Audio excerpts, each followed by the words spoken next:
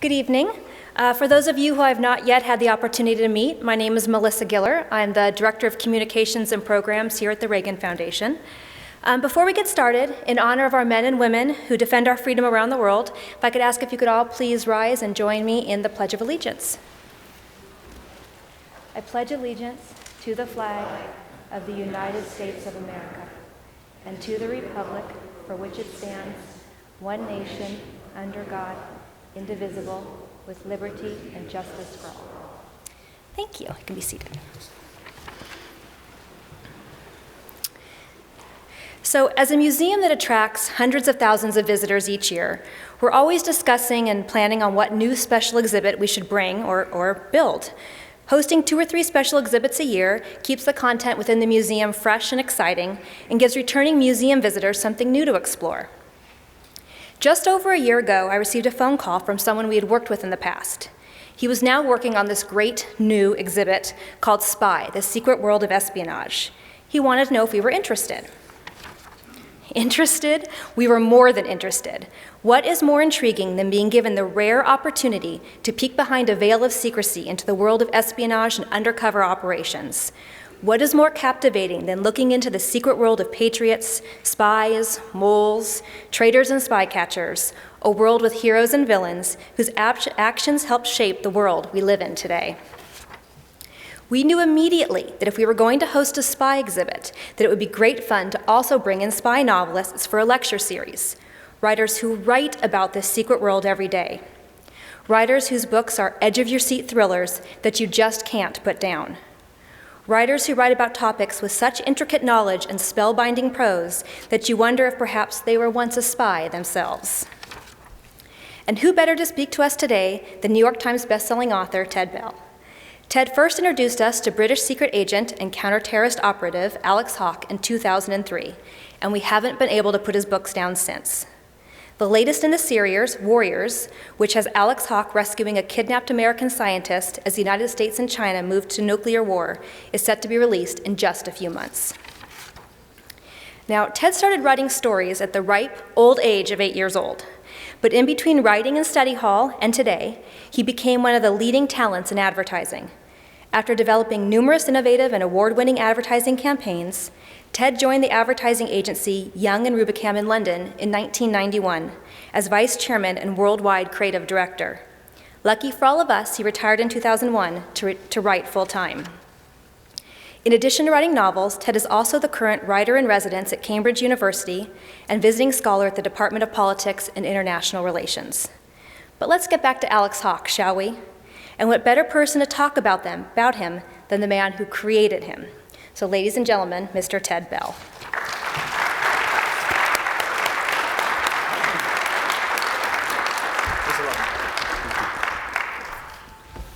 Hi, good evening. Thanks for coming. I just want to clear up one thing. I'm sure it's a question in all of your minds, and I just want to get it off the table. I know a lot of you are thinking, this guy is a dead ringer for Sean Connery. I've heard it. People say it to me all the time. You look just like him. Anyway, it's an old cliche to say you're honored to be somewhere. I mean, people show up at an airport and they go, I'm honored to be here. Why? But I am honored to be here. I love President Reagan. I think he's the greatest president we ever had in this country. And I was here yesterday for a tour, and I found myself tearing up in a lot of the exhibits. And I realized I miss this guy. And the last time I was here was, 5 or 7 years ago. And I missed him then, but I really miss him now, if you know what I'm saying. I don't want to get political here. I really miss him now. So the reason I call this talk How James Bond Saved My Life is in a way he really did. I was a kid who grew up in a small town where there was not much to do. My idea was excitement was putting playing cards in the wheels of my bicycle so that it makes it sound like a motorcycle. This is a huge thing for me. And Little League, which I hated, but my father forced me to go to. I hated base. I hated any team sport. Hated it. And but I would go. And I was horrible at it. And they would put me in, what's the worst place you can be? Right field, because nothing ever happens over there. So I'd like put a little paper back in my back pocket, and I'd stand out there in right field during these games and just kind of like, because all I wanted to do my whole life was read. And I had two things happen simultaneously, one incredibly horrible and one incredibly good. My mom died when I was 6, but I learned how to read when I was 6. So I used reading as my way of dealing with the world. And I spent all my childhood reading books, including right field at the Little League games. And I remember my dad would always say, "How's it going?" I said, "Oh, great, Dad. Yeah, I love it. Really. I think I'm going to start one day." And I like the uniform, I have to say. I did like the uniform. But, so the coach, I came in and the Little League coach said, "You can't read during a game?" I said, "Really?" He said, "No, you've got to be ready." I said, "Nothing ever happens out here." I mean, if something happens, I'm looking up, I'm looking down. And so anyway, I was a kid that was involved in the world of the Hardy Boys. The Hardy Boys, and when I ran out of that, I read Tom Swift and his amazing everything, Flying Machine. You got any people my generation, you all remember Tom Swift, and I love those books. And then when I ran out of all of those, I ended up reading Nancy Drew. I wouldn't take those to Little League. But I did like to read Nancy Drew books because I thought they were good. The Secret Door, Secret Closet, all that sort of stuff. I just like mysteries, and I moved from there to Tom Sawyer and Huck Finn, and to this day, Huckleberry Finn is to me the greatest American novel ever written. In my pantheon of heroes, right up there with Ronald Reagan and Winston Churchill, is Mark Twain. I think he was just phenomenal. So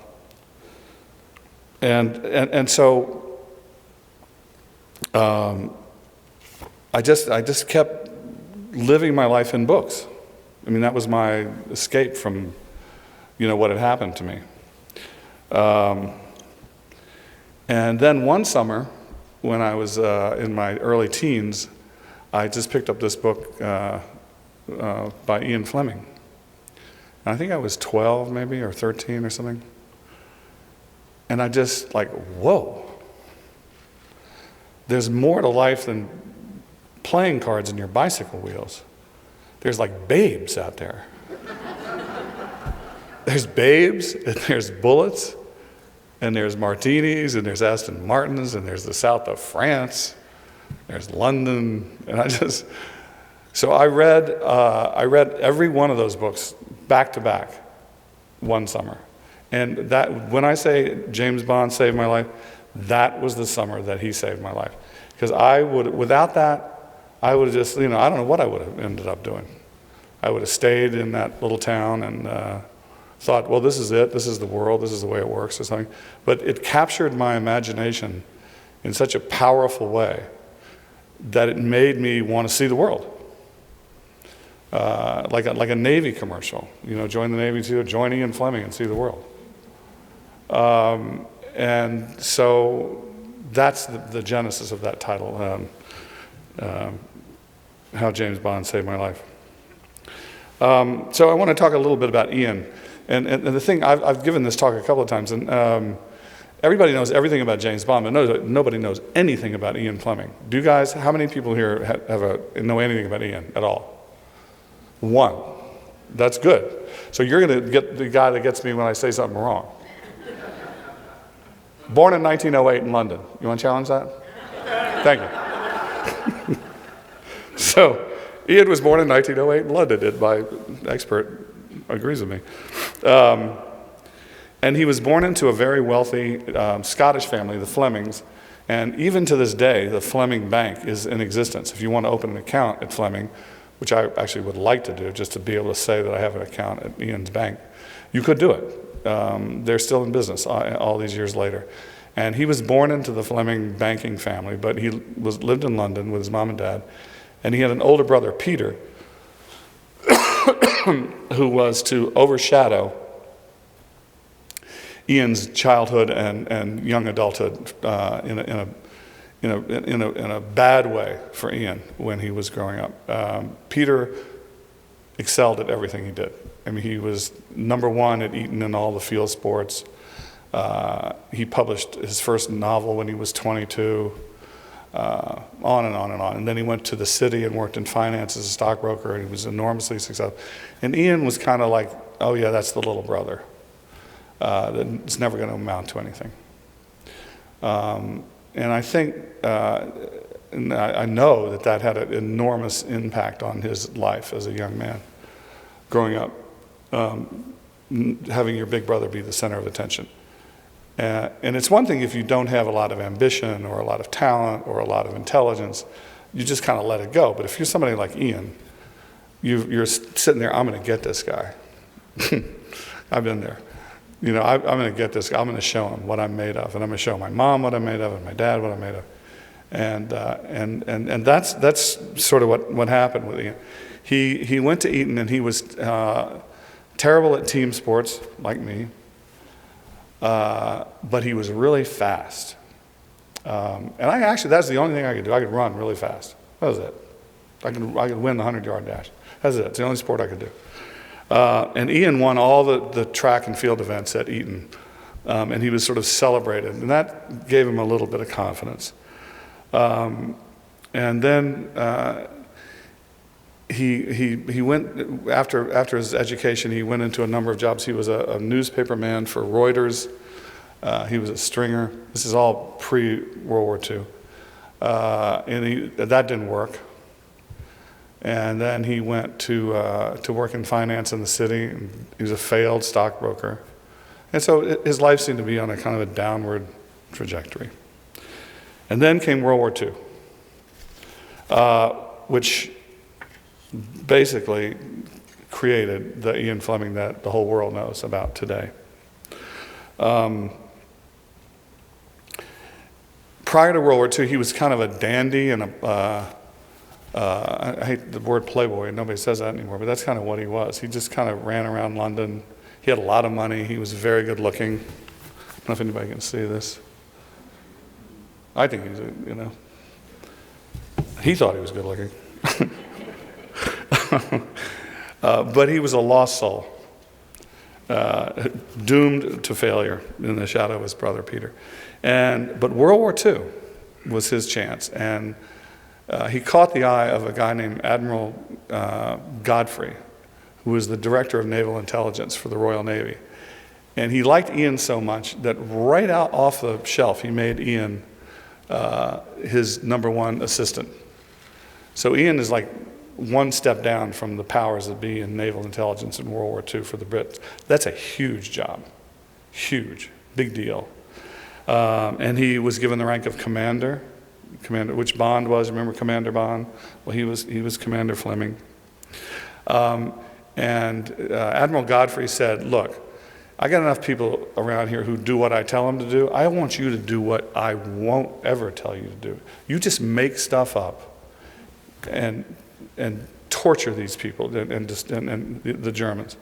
I want you to come up with schemes that nobody would ever think of, And that's what Ian said, okay, great, I'll do it. And he formed a group called Ian Fleming, well, they just called them the Red Indians. And the Red Indians were like a very early sort of Blackwater spec ops bunch of guys that Ian personally handpicked.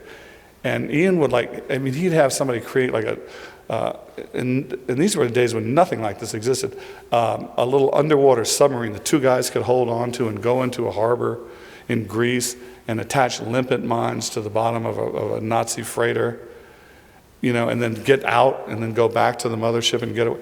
And that's Ian. And this is what he was doing for the balance for World War II. And basically, World War II made Ian a man. Confident. He received, many accolades during his military career. And then at the end of the war, it was interesting. Admiral Godfrey got from Winston Churchill, and I think was still first Sea Lord, but maybe not. They were worried about the Nazis destroying all their secret military research of the jets and the V-2 bomber, all that sort of stuff. And Ian's Red Indians were given the job with going throughout Germany, finding locations where all this stuff existed, where scientists that we might want to have come work for us, or projects that were underway that that we could use. That's where that was going on, and go in there without destroying anything, capture the guys who were working. This is the very end of World War II now. Capture the guys that were working on these projects, get all the drawings, all the secret files, and they were burning stuff like crazy, and that was their job, was to get the stuff and get it out of there so that it wouldn't be destroyed and lost. So I would say that Ian ended World War II on a high note. He was revered in society, and he was confident in his abilities now. He didn't sort of live under anyone's shadow. And he met a woman, as always happens. You can't escape it. Sorry. He met this woman named Anne Rothmere. Unfortunately, Anne was married, but that didn't stop him. Didn't stop her either. And she was married to a guy named Lord Rothmere, who was a British press lord. He owned the London Times. He owned all the big major newspapers in the UK. But she fell in love with Ian, and Ian fell in love with her, and it was a romance for the ages. The two of them were incredibly drawn to each other, but at the same time had incredible different ideas about things. Anne had been raised in a world of literature and the stuff that Ian had not been raised in, but her apartment, or their apartment, was like a home to London literary high society. Somerset Maugham would come to have dinner with Anne, and Noel Coward, and all these people. And Ian wanted to be a writer. And they would all make fun of him. I mean, here he goes again. He's a big war hero. Now people are making fun of him again because he's not such a good writer. I mean, he's not as good a writer as Somerset Maugham, but he's just starting out. He's just a kid. And so that was a big source of tension in his marriage with Anne Rothmere. She was slightly embarrassed by her husband's career. And she actually accused him in one of her letters of you just write these trashy novels. And Ian found that a little tough to take. Not surprising. He had been to Jamaica as a naval officer on a secret mission. There was something going on down there, and fell in love with Jamaica during the end of the war. And he actually found a piece of property, and he said, one day if I can ever afford it, I'm going to come back and buy this property. I'm going to build a house here, and this is where I'm going to live my life. And so he did that, without talking to anybody. And he and Anne were very serious, and at one point she told him she was pregnant, and he said, well, I want to marry you. And so she left Lord Rothmere and married Ian Fleming, and they went to Goldeneye, which was the house that he had built for himself in Ocho Rios on the north coast of Jamaica. And his next door neighbor, one of his next door neighbors, was Noel Coward, and the other one was a lady named Lady Blackwell, Blanche Blackwell, who figured later in the story. And Ian loved Jamaica. He liked the snorkeling for the fish that were on his little beach. He loved everything about Jamaica. Anne was not crazy about it. And so it was a source of tension in their marriage. But they got married, in Jamaica on March 1st, 1952, in case anybody's listening or paying attention to the dates here, my friend back here, in Port Maria, Jamaica. And Noel Coward was his best man, which is sort of cool. Anne said she wanted to go back to London, and she did.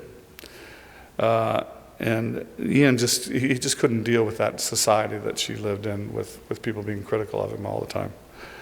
His attempts at writing.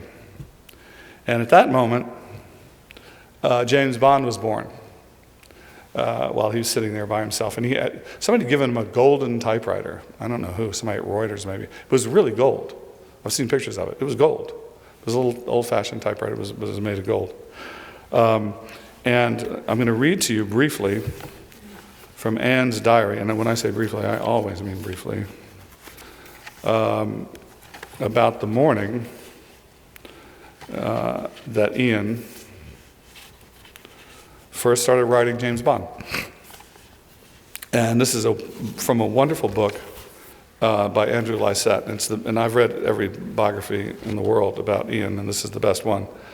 And so in a diary fragment around this time, Anne noted, "This morning Ian started to type a book." This is 1952, maybe? This is happening. Ian finally decided to launch into the novel that had been rattling around in his head for so long. He was not a man to tackle such projects half-heartedly. Every morning after a swim on the reef, he breakfasted with Anne in the garden, and when she had finished his scrambled eggs and Blue Mountain coffee, he kissed her and made his way across the small veranda into the main living room. He shut the big doors, closed the jalousies, opened his big roll-top desk, and for 3 hours pounded the keys of his imperial portable typewriter. At noon, he would emerge from the cool of his retreat and stood blinking in the heat of the day. After lunch, he slept for an hour, and then around 5, he returned to his desk to look over what he had typed earlier in that day. When he had made his corrections and placed his manuscript in the bottom left-hand drawer of his desk, Ian was a man of routine, and that writing regime, now firmly established, continued for the rest of his life, whenever he was at Goldeneye.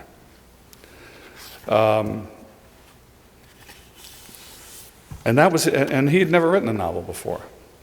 He'd never even, he'd thought about it for a long time, but this was, he hadn't written short stories and published them. He actually had written stories for travel and leisure magazines called Thrilling Cities about Hong Kong and Berlin or whatever. But this is the first time to sit down to create a character out of whole cloth and make it all up. And a whole different kind of writing.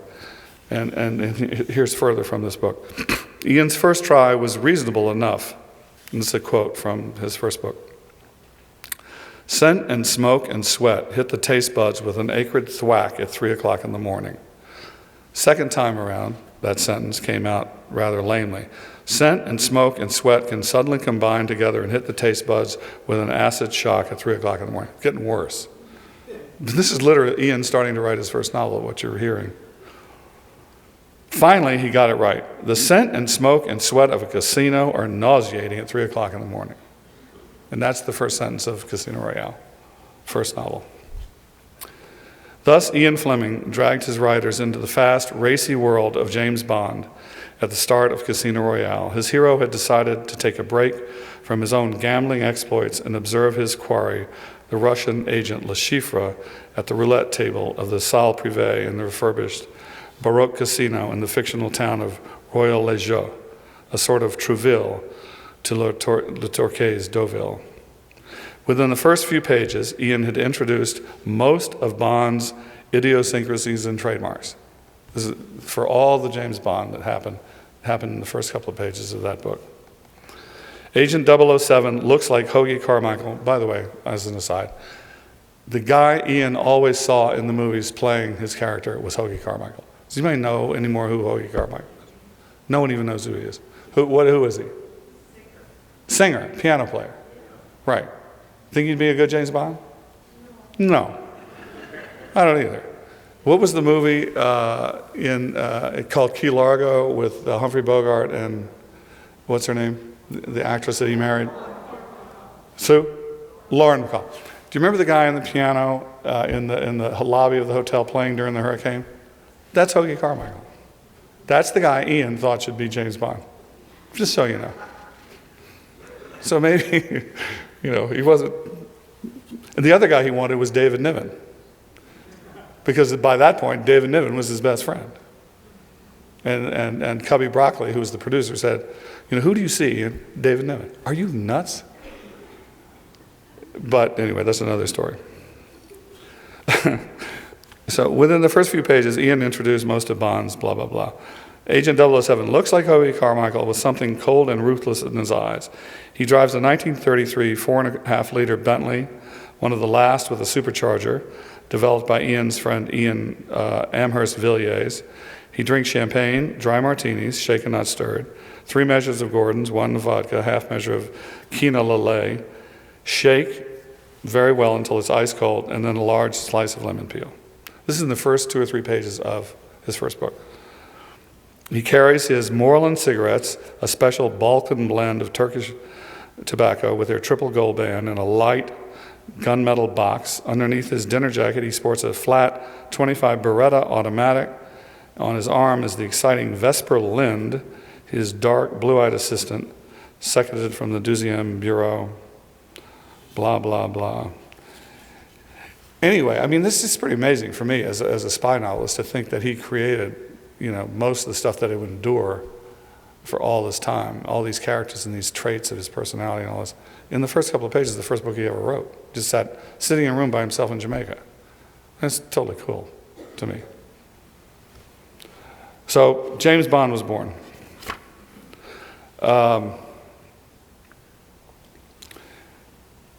And the books did well. The early books. They weren't great from a marketing or a financial point of view, but they did really well. And he got merciless grief from Anne and her friends about these books. Too much sex. People tell me mine don't have enough sex. But Ian had the opposite problem. Everybody in his set said there was too much sex. And too much violence and, blah, blah, blah. But he just kept plugging away. And he was spending more and more of his time down at the GoldenEye as opposed to hanging out with Somerset Maugham, telling him, what a bad writer he was. And that's when he met this woman, Lady Blanche Blackwell, who lived near GoldenEye. And the only thing interesting about her is, and besides the fact that she was his lover for the last 30 years of his life, was that her son, Chris Blackwell, is a name that you might know. Chris, at the time when Dr. No was produced, was he was 19 years old, and he loved, not reggae music, because the reggae didn't exist then, but he loved island Caribbean music. And so Blanche says, "Oh, Ian, do you think you could make Chris the music director of your new movie that you're doing in Hollywood?" He's 19 years old. And Ian says, "Oh, of course, Blanche." So if you ever look at that movie and you look at the credits, you see Chris Blackwell as music director. But Chris knew, he'd grown up in Jamaica, and he knew all that music. He went on to found Island Records, one of the most successful record companies in the world. And now he's got hotels, one called GoldenEye, down in Jamaica. But I digress. So he was all right. He was writing his books and he was having a good time. They tried to make a movie of Casino Royale with some American actor. It was horrible. Then they tried to do a TV series in America, not GE Theater, but one of those shows, and they called him Jimmy Bond for the American TV series, which was not a big hit. The show, I think they had 3 episodes. But anyway, Ian always said he was born with one foot in the grave. And he drank at least a quart of whiskey a day for most of his life. And 3 or 4 packs of cigarettes. And people would say, "You're going to kill yourself." He said, "Yeah, I know." Well, I said, that would be I was born with one foot in the grave. I know what I'm doing. Just leave me alone. And so his health was not great at this point. But he he had a pretty good thing going with his novels, the James Bond novels. And then the best thing in the world that could have ever happened to him was that he got the ultimate blurb. As writers, we're all looking for good blurbs. You know, Ted Bell is the greatest writer. His books are better than the Bible. That would be like, I thought that was funny.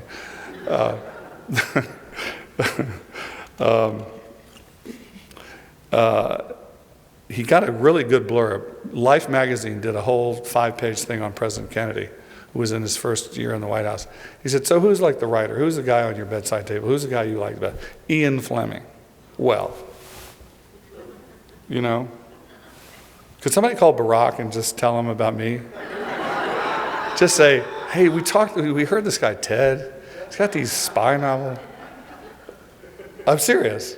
If any of you, I doubt anyone here has like a direct wire into the Obama White House, but somebody here might, and if you do, put in a word for me. That'd be really great. So that just, his career just went into outer space with that. He was suddenly like the #1 bestseller around the world. And then this Hollywood producer named Cubby Broccoli finally secured the rights to produce the James Bond books. And the first one was, as you all know, Dr. No. And that's when he had the huge fight over David Niven and Hoagie Carmichael. And Cubby Broccoli was a really smart guy. And he found this actor who was literally a truck driver in Scotland named Sean Connery, and said, put that guy on film. I want to see him in this role. Put him in a black tie. Put him in a tuxedo. And so they did. And Cubby thought he was great. And they brought Ian in because Ian had approval over who was going to play his character. And Ian said, he said, I hate him. He's a thug. He's a Scot thug. He's a truck driver, and he was a truck driver. And Cubby said, look, let me tell you something. I can put a Scottish truck driver in a tuxedo and teach him how to drink a martini. But I can't take a guy who wears a tuxedo all the time and drinks martinis and make him act like a tough guy, like a Scottish truck driver. So you see what I'm saying, Ian? And Ian went along with it. And in the end, by the time Ian died, shortly after he thought Sean was great. I mean, he knew that Cubby had made the right call. And he and Sean Connery became really good friends. So he gave up on Hoagie Carmichael for Ian Fleming. And the truth is that Ian did live to see the success of his own dreams and the heroic effort that he put into, creating a life for himself and a career.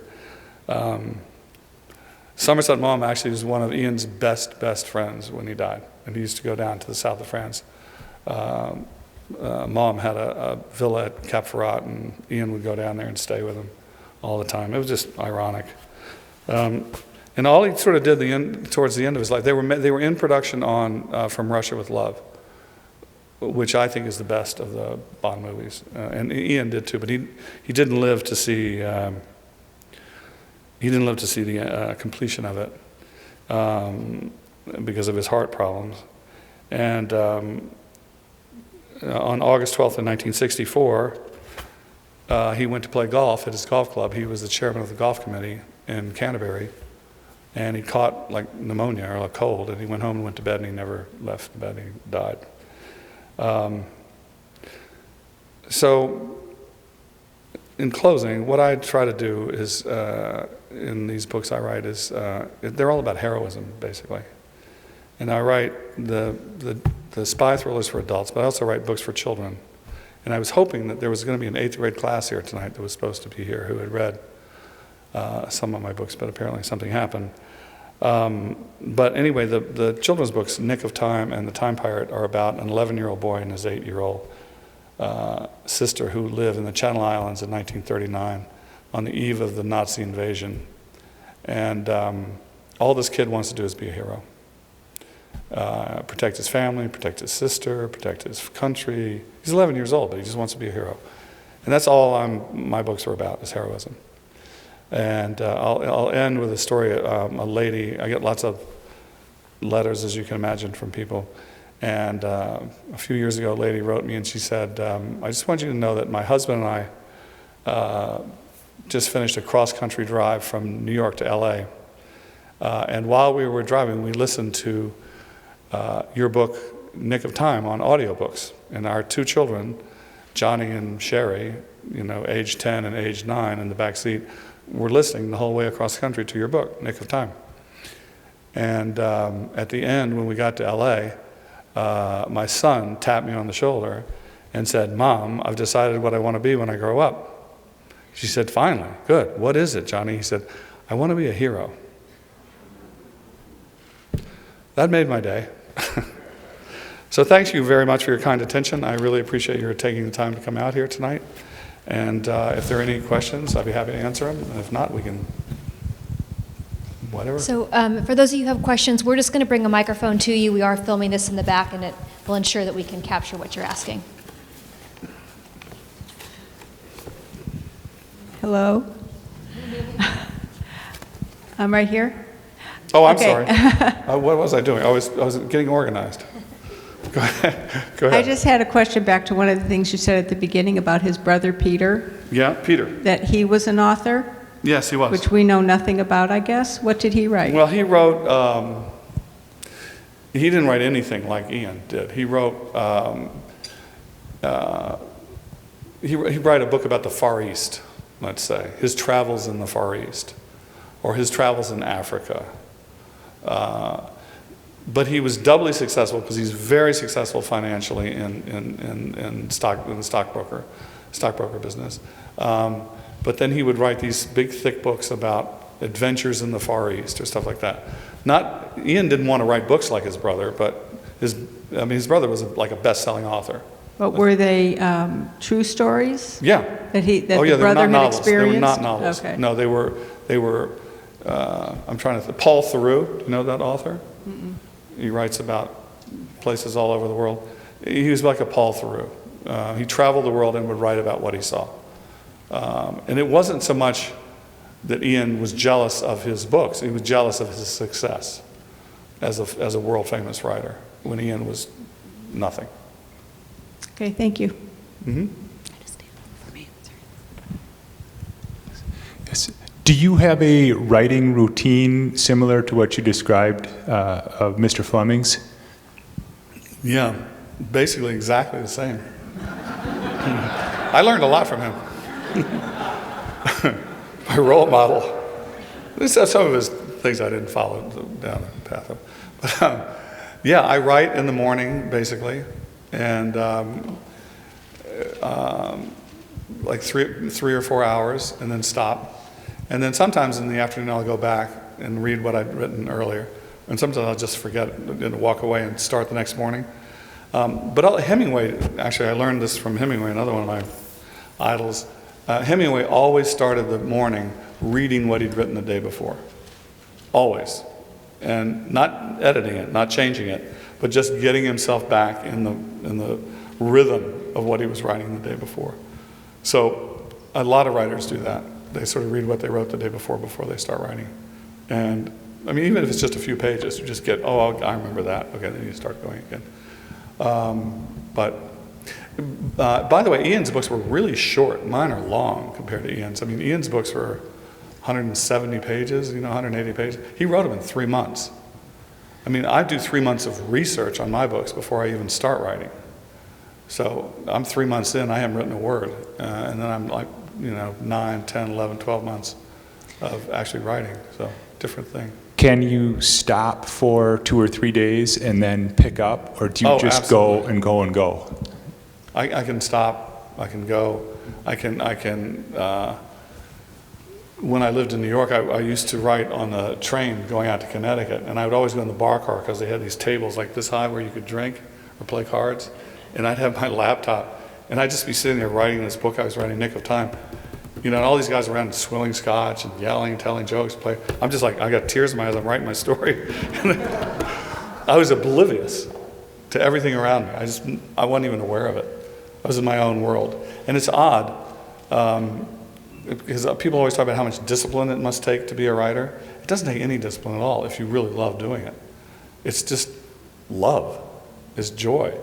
And the other thing people think is really hard to write is dialogue, because it's, you got to make it sound real, and it's like sound real people are talking.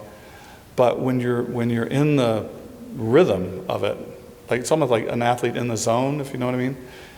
The characters are just talking to each other, and you have nothing to do with it. And you're just like going, oh, and you're just typing as fast as you can. Like, oh, he said, oh, that was good. That was funny what he said. Really, good one. And you're just, I'm telling you, and that's the absolute truth. You're not sitting there going, and so he said, Sherry, where do you want to have dinner? And he went, oh, gee, I don't know. Where do you want to go? No, doesn't happen like that. It's just coming out of the sky, and you're writing it down as fast as you can. It's like taking dictation is the best way I can describe writing dialogue. Yep, hello? You created Alex Hawke as a child, and I was wondering if there was something special in your own experience that caused you to come up with that start for him. Could you explain that question a little better? I'm not sure I understand it. You created Alex Hawke as Yeah, a child? No, not as a child. No, I created the character when I first started writing the first novel I ever wrote was called Nick of Time, and it's a historical novel for children set in pre-World War II, Nazi invasion. Channel Lines is a character who's 5 years old, who's a captive aboard a pirate ship, an evil pirate, Billy Blood, who's British but sailing for the French, and he's kidnapped this kid, and his name is Alex Hawke. That's where I got the name. Are you asking where I got the name?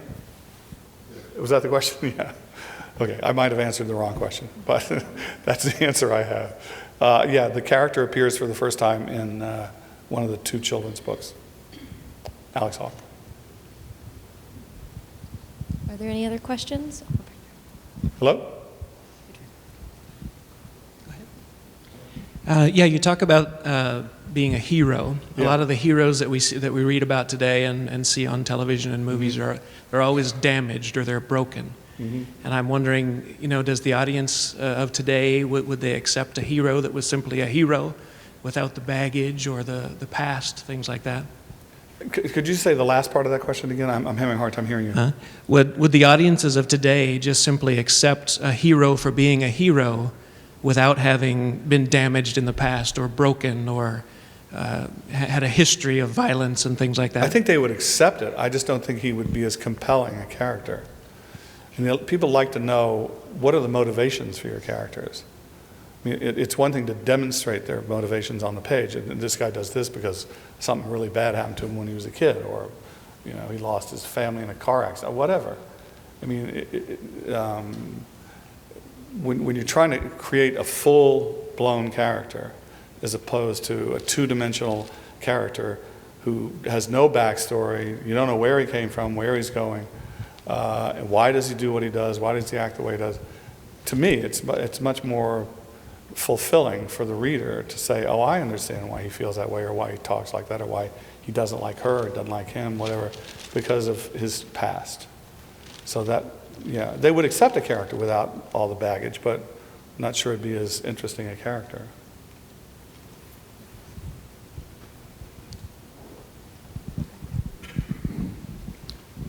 Who are some of your favorite writers? Good question. Mark Twain, number 1. Scott Fitzgerald, number 2. Those are my 2 favorites. Ian, just because he changed my life, but I don't think Ian was a phenomenal writer. I just think he caught a wave and got onto something. Nabokov, a Russian novelist, I love. I mean, if I had to pick 2, and I like Hemingway, but for most of my early formative years, I was a big Hemingway guy, and then I started to really read Fitzgerald, and I realized how damaged Fitzgerald was by Hemingway, who knew that Scott was a better writer and pursued to damage Scott's career intentionally, even though Scott had really helped Hemingway. And it just turned me off on Ernest Hemingway as a person. So he's off my list. He's dead to me. And you can tell him. And you can quote me. Ernest Hemingway is dead to me now. Scott is my hero. I like saying that. Anyone else? Anything else? Well, thank you all very much for coming. I really appreciate it. Thank you. We want to remind you that if you haven't already purchased your book, we are still selling them there in the lobby. The Alex Hawke series is fantastic. I believe we're selling Phantom. And what we're going to do, if you just give us a moment, we're going to remove this podium here and bring up a table. Ted's going to sign right here. We're going to start the line on that side. You'll come up and get it signed, and then we'll come down on this side. And just our last little plug, if you haven't already seen our spy exhibit, highly recommended. Obviously, it's not open right now, but to learn about heroes and the villains, great interactives. You can actually go through a green laser maze and have fun while you're there as well. So we want to thank Ted for Thank you. coming. Thanks And give very us much. one moment, we'll start the signing. Thank you.